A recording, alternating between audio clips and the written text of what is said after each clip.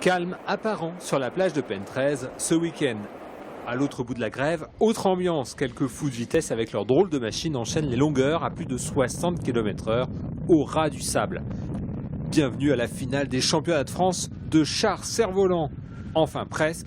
L'organisateur, le club de l'Estrevette, a joué de malchance. Avec la pénurie d'essence, les officiels ont annulé leur venue et de fait cette manche ultime du championnat. Alors malheureusement, la décision fédérale a été prise très vite parce que maintenant, via les réseaux sociaux, ça communique hyper vite.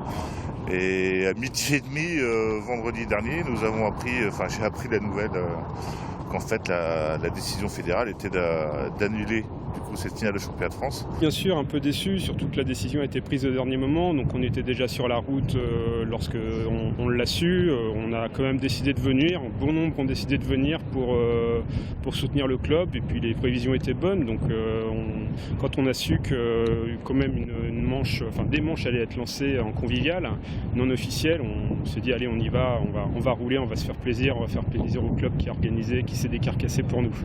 Une vingtaine de compétiteurs venus de toute la France ont donc enchaîné les manches conviviales. De quoi profiter de la superbe plage de Pen 13, y compris pour ce Montpelliérain qui a fait 1200 km pour rejoindre la Bretagne. Le langage du char, on l'appelle un billard. C'est très roulant, c'est très agréable, pas de bosse, pas de rivière, parfait. C'est une addiction, c'est le plaisir aussi de voir les amis, les courses, tout ça, voilà, tout c'est ensemble. Un beau terrain de jeu, mais un sport physique et aussi très technique. Il y a des options à prendre.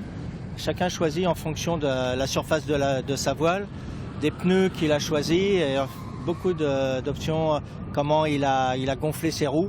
Si elle est plus dure, on va prendre des pneus moins larges et plus gros diamètre. C'est un sport qui c'est assez long à apprendre, à devenir dans les meilleurs. Au final, les 2 jours de rencontre ont permis de disputer une dizaine de manches conviviales. Le char cerf-volant, c'est avant tout une belle histoire de passionnés.